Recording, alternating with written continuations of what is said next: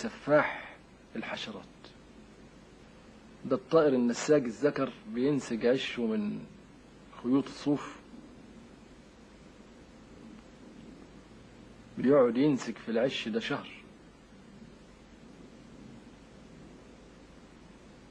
يقعد يجمل ويوظف فيه،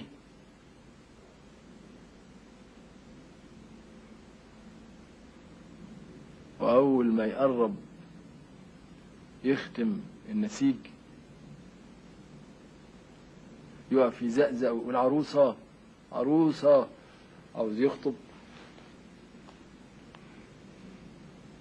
سرعان ما بيجيله العروسة، وبيشتركوا هما الاتنين في تمام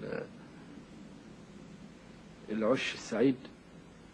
لكن صاحبنا ملول جدا طائر النساج، بعد شهر العسل بيزهق ويبرطع، يروح يبني عش تاني ويتجوز واحدة تانية.